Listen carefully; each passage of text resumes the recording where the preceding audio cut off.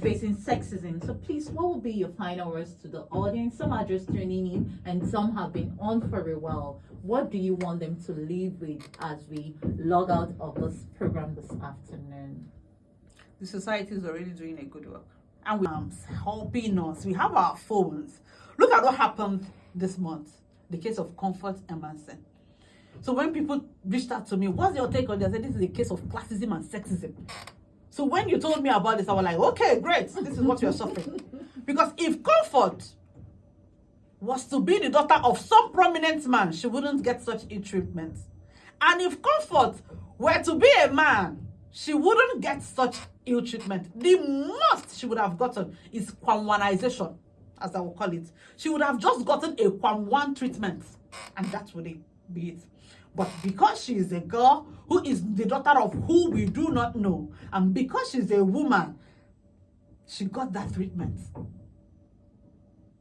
But sorry to interrupt you, but does that mean, I don't know, before that very incident, before what we saw, and I don't know if you know as well, are you saying whatever she did that led to that was right? Or you're talking about just the treatment alone? I'm talking about the treatment. Okay. I don't think there's anything she would have done that would make her deserve such public humiliation. Nothing. A man wouldn't get that. Take my words to the bank. If he were to be a man, he wouldn't get such. So she suffered from classism and sexism at its peak. So the society has moved. The law is with us. The society is evolving. But I'm saying boldly today, we have a lot of catching up to do. Because go to our villages, you see sexism. The girl child, the female children are still being disinherited. Most of them do not have access to judicial systems. So we have to move with social media. The society alone can fight for people who can't fight for themselves. If you're in a workplace and you are seeing that young girl being sexually harassed and you're doing nothing, you are wrong. Because he who sees and says nothing is also complicit.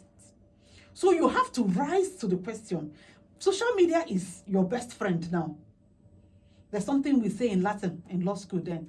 Voice populi est supreme lege. The voice of the people is the supreme law. Comfort was released because the people revolted. She was tried in one day. She was humiliated in one day. Tried in one day. Locked up in Krikri in one day. The next day she was out because the society said no. So we have a lot to do. And if you're a policymaker listening to me, don't just rejoice at the victories that the courts are giving. Codify them. Put them on paper.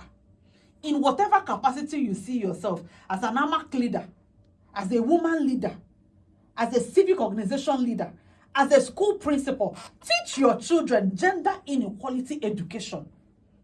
We can make a whole lot of progress. A society that does not value both genders is like a one-winged bird, flying unhinged, unbalanced, and let me tell you, is bound to fail. But as a nation, if we collectively harness the giftings of both men and women, we are on to our El Dorado.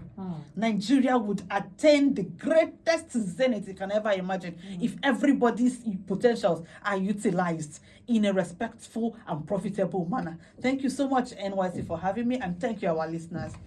All right. Oh, I'm so sorry. This is where we'll be drawing the curtain on today's program. And I'm sure if you are tuned in, you'll know that you've had the best of the program. And we want to say a very big thank you for making our time to come on the program. It's been a swell time with you, not just a swell time, but enlightening. And I believe a whole lot of people who have been suffering the sexism, they know better now. And I will still repeat this word you said. Silence sexism with excellence. At least that is at the disposal of whoever is suffering sexism. And then if it goes beyond that, don't forget to, run to the judiciary. They are solidly behind you. All right.